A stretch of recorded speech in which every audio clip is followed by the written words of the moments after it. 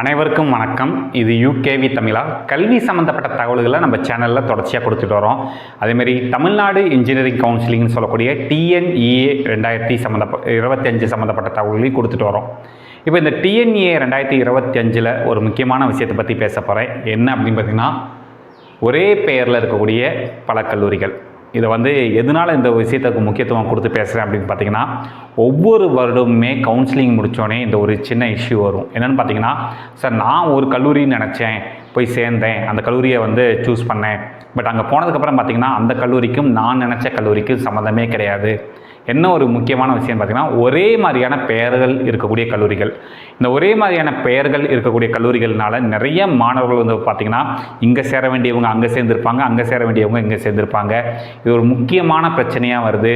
ஏன்னா நீங்கள் சீட் எடுத்துகிட்டு நீங்கள் கல்லூரிகளை போயிட்டீங்கன்னா அங்கேருந்து வெளியே வர முடியாது. முதல் விஷயம், ஒருவேளை சர்டிஃபிகேட் சப்மிட் பண்ணிட்டீங்கன்னா அந்த சர்டிஃபிகேட்ஸ்லாம் வாங்குறதுக்கு நிறைய இஷ்யூஸ் இருக்குது.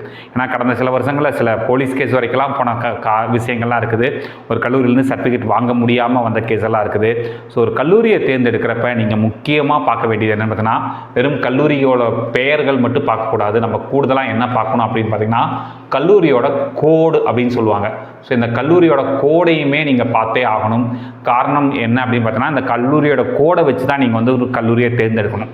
இப்போ இந்த ஒரே பெயரில் இருக்கக்கூடிய கல்லூரிகள் மாணவர்கள் மாற்றி எடுக்கிறதுல முக்கியமாக வரக்கூடிய பிரச்சனை என்னன்னு பார்த்தீங்கன்னா, இந்த கோயம்புத்தூரில் இருக்கக்கூடிய சிஐடி மற்றும் நம்மளுக்கு அதே கோயம்புத்தூரில் இருக்கக்கூடிய சிஐஇடி மற்றும் பார்த்திங்கன்னா நம்மளுக்கு சென்னையில் இருக்கக்கூடிய சிஐடி. ஸோ இந்த 3 கல்லூரிகளையுமே கிட்டத்தட்ட சொல்லலாம். ஏன்னா நிறைய மாணவர்கள் சிஐடிங்கிற ஒரு கல்லூரியை தேர்ந்தெடுக்கிறதுக்கான ஒரு முக்கியமான விஷயம் நல்ல காலேஜ், அது முதல் விஷயம். ரெண்டாவது விஷயம் என்ன பார்த்தீங்கன்னா, இந்த கல்லூரியானது ஒரு எய்டட் கல்லூரி, கவர்மெண்ட் எய்டட் இன்ஜினியரிங் காலேஜ். அதனால கோயம்புத்தூர் இன்ஸ்டியூட் ஆஃப் டெக்னாலஜி அப்படிங்கிற அந்த ஒரு கல்லூரியை மாணவர்கள் தேர்ந்தெடுக்கிறாங்க. ப்ளஸ் கூடுதலாக எப்படி பார்த்தாலும் நல்ல கட் ஆஃப் வாங்கின மாணவர்கள் அந்த கல்லூரியை தேர்ந்தெடுக்கிறாங்க. சில பேர் நம்ம இப்போ நம்மளுக்கு சோசியல் மீடியா மூலமாக நிறைய நாலேஜ் கிடச்சிருக்கு, நிறைய எக்ஸ்போசர் கிடச்சிருக்கு. ஸ்டில் இன்னுமே நான் நிறைய கிராமங்களில் பார்க்குறேன். நீங்கள் ஒரு பெருநகரங்களை சேர்ந்த மாணவர்கள் மற்றும் பெற்றோர்களாக இருக்கலாம், இல்லை நகரங்களில் சேர்ந்த ஒரு மாணவர்கள் மற்றும் பெற்றோர்களாக இருக்கலாம். உங்களுக்கு கல்லூரியை பற்றி, கோர்ஸை பற்றி உங்களுக்கு நிறைய நாலேஜ் இருக்கலாம். ஆனால் இன்னுமே நான் போய் சின்ன சின்ன கிராமங்களில் ஒரு பின்தங்கின மாவட்டங்களில் இருக்கக்கூடிய மாணவர்களை பார்த்துக்கிட்டு இருக்கோம், மாணவர்கள்கிட்ட பேசிகிட்டு இருக்கோம். அப்போ அவங்களுக்கு பெருசாக பார்த்திங்கன்னா கல்லூரிகள் பற்றின புரிதல் இல்லை, உயர்கல்வி சம்மந்தப்பட்ட புரிதல் இல்லை. அப்போ நிறைய பேர், இது ஒவ்வொரு வருஷமும் நடக்கிற விஷயத்தை தான் சொல்கிறேன், நான் புதுசாலாம் ஒன்றும் சொல்ல வரல. சிஐடின்னு சொல்லிட்டு அதே கோயம்புத்தூர் இருக்கக்கூடிய இந்த கல்லூரியோட பேர் பார்த்திங்கன்னா Coimbatore institute of technology government aided engineering college.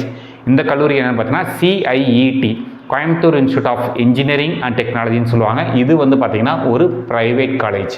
So நிறைய பேர் கட்டணம் செலுத்த வசதி இல்லாதவங்க என்ன பண்ணிடுவாங்கன்னு பார்த்தீங்கன்னா மாற்றி எடுக்கிறதுக்கான வாய்ப்புகள் இருக்குது. ஸோ கல்லூரிகளை தேர்ந்தெடுக்கிறப்ப முக்கியமாக நீங்கள் பார்க்க வேண்டிய விஷயம், கல்லூரியோட கோடு பார்த்துக்கோங்க. கல்லூரியோட கோடை வச்சுமே நீங்கள் ஒரு கல்லூரி சேரணும்னு முடிவு பண்ணிட்டீங்கன்னா மெயினாக பார்க்க வேண்டியது அந்த கல்லூரியோட கோடு. இதுக்கு டிஎன்ஏ புக்லேயும் பார்க்கலாம், அப்படி இல்லைன்னா வெப்சைட்ஸில் போய் செக் பண்ணலாம். அதுபோக பார்த்தீங்கன்னா கூடுதலாக அந்த கல்லூரியோட வெப்சைட்டே நீங்கள் அடித்து போட்டு செக் பண்ணீங்க அப்படின்னா அதில் கல்லூரி கோடுங்கிறது கிடச்சிரும். இதே பேரில் பார்த்தீங்கன்னா இப்போ சென்னை இன்ஸ்டியூட் ஆஃப் டெக்னாலஜின்னு வந்துருச்சு. பெரும்பாலும் அவ்வளோ குழப்பங்கள் இல்லைனாலும் இந்த 2 கல்லூரிகளுக்குள்ளே ஒரு சின்ன சின்ன மாணவர்கள் மாற்றி எடுக்கிற நிகழ்வுங்கிறது வருஷம் நடந்துகிட்ருக்கு. அதே சென்னையில் பார்த்திங்கன்னா அதே கோயம்புத்தூரில் நீங்கள் இன்னொரு விஷயம் சேம் நேமில் இருக்கிறது பார்த்திங்கன்னா இது Shri Shakti institute of engineering and technology, Neelambur bypass, கோயம்புத்தூர்னு சொல்லுவாங்க. இந்த கல்லூரி ஸ்ரீ சக்தி இன்ஜினியரிங் காலேஜ் காரமடைன்னு இருக்கும். ஸோ 2 கல்லூரிகளுமே நல்லா தான் பர்ஃபார்ம் பண்ணுறாங்க. பட் என்னென்னு நினைக்கிறாங்கன்னா, இந்த கல்லூரியை நினச்சி இந்த கல்லூரியில் சேர்ந்துடுறாங்க, இந்த கல்லூரியில் சேர வேண்டிய மாணவர்கள் இந்த கல்லூரியில் சேர்ந்துடுறாங்க. மிக முக்கியமான பிரச்சனை ஒரே பெயரில் இருக்கக்கூடிய கல்லூரிகள் அப்படிங்கிறப்ப, ஒரே பெயரில் இருக்கக்கூடிய கல்லூரிங்கிறப்ப ரெண்டும் ஒரே சேம் குரூப் ஆஃப் காலேஜஸ், ஒரே குரூப் தான் நடத்துகிறாங்க அப்படின்னு நினைக்கிறாங்க. இந்த கல்லூரி வேறு, இந்த கல்லூரி வேறு.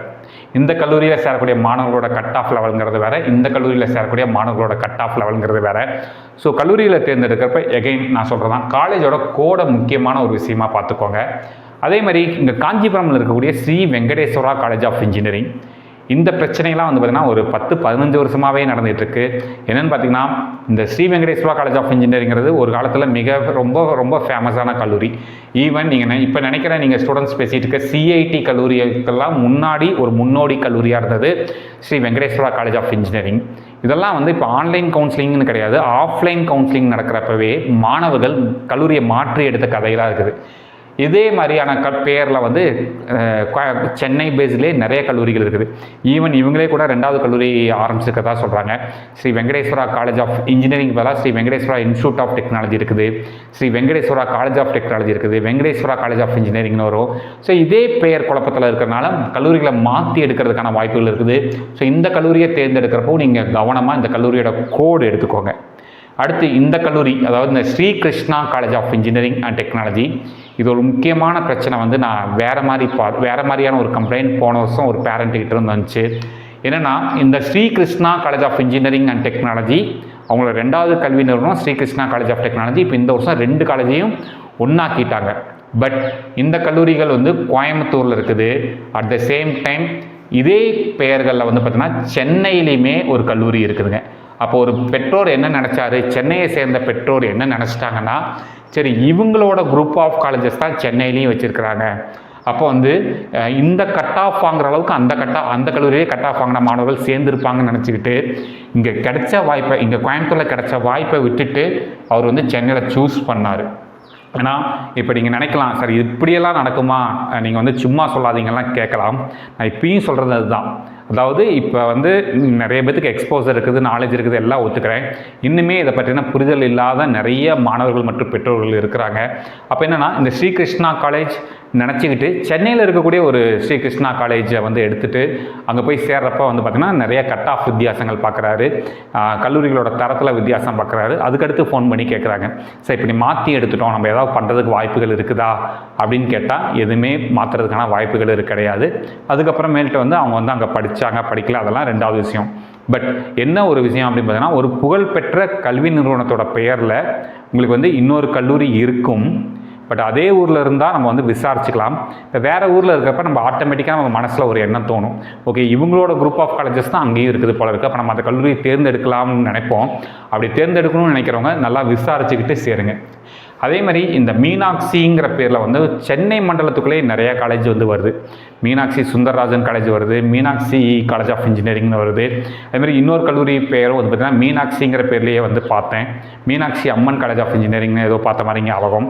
ஸோ இதில் வந்து பார்த்திங்கன்னா நம்மளுக்கு இந்த கோடம்பாக்கமில் இருக்கக்கூடிய மீனாட்சி சுந்தரராஜன் இன்ஜினியரிங் காலேஜ் வந்து ஓரளவுக்கு நல்லா பண்ணி அதை கவுன்சிலிங் வைஸ் வந்து மாணவர்கள் தேர்ந்தெடுத்துக்கிட்டு இருக்கிறாங்க. ஸோ இப்போ அந்த கல்லூரிக்குன்னு நினச்சிக்கிட்டு நிறைய பேர் வந்து மாற்றி எடுக்கிற நிகழ்வுகள்லாம் வருஷம் நடந்துகிட்ருக்கு. ஸோ இந்த கல்லூரியை தேர்ந்தெடுக்கக்கூடிய மாணவர்களும் கொஞ்சம் கவனமாக எடுத்துக்கோங்க. அடுத்து முக்கியமான விஷயம், Dhanalakshmi Srinivasan college of engineering. So இது இப்போ தனலட்சுமி ஸ்ரீனிவாசன் காலேஜ் ஆஃப் இன்ஜினியரிங்கிறது பெரம்பலூரில் மட்டும் தான் ஃபஸ்ட்டு ஆரம்பித்தாங்க. அதுக்கப்புறம் இப்போ வந்து பார்த்திங்கன்னா சென்னையில் இருக்குதுங்கிறாங்க, கோயம்புத்தூரில் இருக்குங்கிறாங்க, இன்னும் புதுசாக ஒவ்வொரு நகரங்கள்லையும், திருச்சியில் இருக்குங்கிறாங்க, ஒவ்வொரு நகரங்கள்லையும் அவங்க வந்து குரூப் ஆஃப் காலேஜஸ் வந்து எக்ஸ்டெண்ட் பண்ணிக்கிட்டே போகிறாங்க. நல்ல விஷயம் தான், நான் வந்து இதெல்லாம் சொல்லவில்லை. பட் அதே பேரில் சென்னையில் வந்து பார்த்திங்கன்னா வெறும் தனலட்சுமி காலேஜ் ஆஃப் இன்ஜினியரிங் மட்டும் இருக்குது. சரிங்களா?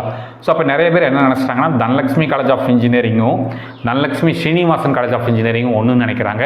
இது ரெண்டுக்குமே வித்தியாசங்கிறது இருக்குது. சரிங்களா? ஸோ அப்போ அப்படி எடுக்கிறப்பையும் அந்த கல்லூரிகளோட பெயர்களை வந்து நீங்கள் வந்து தாராளமாக செக் பண்ணி எடுங்க. முக்கியமாக இந்த பெயர் காரணங்கள், இந்த பெயர் குழப்பம்லாம் வரக்கூடியதுக்கான முக்கியமான காரணமே என்னென்னு பார்த்தீங்கன்னா, இந்த குரூப் ஆஃப் காலேஜஸ்ன்னு சொல்லுவாங்க. அதாவது ஒரே கல்வி நிறுவனம் 2 கல்லூரியை வச்சுருக்காங்க, 3 கல்லூரியை வச்சுருக்கிறாங்கங்கிறப்ப அந்த முக்கியமான பெயரை மாற்ற மாட்டாங்க. பட் வந்து என்ன மாற்றுவாங்கன்னு பார்த்தீங்கன்னா, உதாரணத்துக்கு இன்ஜினியரிங்னு இருக்கும், அதுக்கு பதிலாக வந்து இவங்க என்ன பண்ணுவாங்க அப்படின்னு பார்த்தீங்கன்னா, இவங்க வந்து கீழே வந்து பேர் வந்து டெக்னாலஜின்னு மாற்றுவாங்க. அப்படின்னா இன்ஜினியரிங் பதிலாக இன்ஜினியரிங் அண்ட் டெக்னாலஜின்னு மாற்றுவாங்க. காலேஜுன்னு இருக்கும், அது பதிலாக இன்ஸ்டியூட்னு மாற்றுவாங்க. உதாரணத்துக்கு ஒரு குறிப்பிட்ட XYZ காலேஜ்னு வச்சுக்கோங்க. XYZ இன்ஜினியரிங் காலேஜ்னு ஃபஸ்ட்டு காலேஜோட பெயர் இருக்கும். 2வது காலேஜ் வந்து பார்த்திங்கன்னா XYZ இன்ஸ்டியூட் ஆஃப் டெக்னாலஜின்னு இருக்கும். அவங்களே 3வது ஒரு கல்லூரி ஆரம்பிப்பாங்க, XYZ காலேஜ் ஆஃப் இன்ஜினியரிங் ஆரம்பிப்பாங்க. 4வது இன்னொரு கல்லூரி ஆரம்பிக்கிறப்ப XYZ college of engineering and டெக்னாலஜின்னு ஆரம்பிப்பாங்க. ஸோ இந்த பெயர் குழப்பங்கள் வர்றதுக்கு ஒரு வகையில் கல்வி நிறுவனங்களும் காரணமாக தான் இருக்கிறாங்க. பட் இதில் என்ன அஃபெக்ட் ஆகிறோம் பார்த்தீங்கன்னா, மாணவர்களும் பெற்றோர்களும் தான் அஃபெக்ட் ஆகிறோம். எப்பயுமே எந்த ஒரு குரூப் ஆஃப் காலேஜஸ் போகிறப்பையும் சரிங்க, நீங்கள் அதாவது ஒரு குறிப்பிட்ட கல்லூரியை படிக்கணும்னு விரும்புகிறீங்க, அவங்க ஒரு 4-5 பிரான்ச் வச்சுருந்தாலுமே அதில் நீங்கள் செலக்ட் பண்ண வேண்டியது என்னென்னு பார்த்தீங்கன்னா, ஃபஸ்ட்டு கல்லூரியை தான் தேர்ந்தெடுக்கணும். காரணம் என்னென்னு பார்த்தீங்கன்னா, இப்போ அதே கேம்பஸில் 2வது கல்வி நிறுவனமும் இருக்கும். பட் பெரும்பாலும் இந்த ஃபஸ்ட்டு கல்வி நிறுவனத்தில் தான் உங்களுக்கு வந்து எல்லா ஃபெசிலிட்டிஸ் இருக்கும். எக்ஸ்பீரியன்ஸ்டு ஃபேக்கல்ட்டிஸ் வச்சுருப்பாங்க. இந்த எக்ஸ்பீரியன்ஸ்டு ஃபேக்கல்ட்டிஸ் இங்கே எக்ஸ்பீரியன்ஸ் ஆனதுக்கு அப்புறமேல் தான் இங்கே தூக்கி போடுவாங்க. அப்போ பெரும்பாலும் நம்ம வந்து ஒரு குரூப் ஆஃப் காலேஜஸ் சூஸ் பண்ணுறப்ப எப்பயுமே நம்ம என்ன பண்ணணும்னு பார்த்தீங்கன்னா, இந்த ஃபஸ்ட்டு கல்லூரியில் தான் சேரணுமே தவிர்த்து அடுத்து 2வதா 3வதா 4வதா இருக்கக்கூடிய கல்வி நிறுவனங்களில் சேரக்கூடாது. ஸோ கவுன்சிலிங்கில் கலந்துக்கக்கூடிய மாணவர்கள் நல்லா செக் பண்ணிக்கோங்க.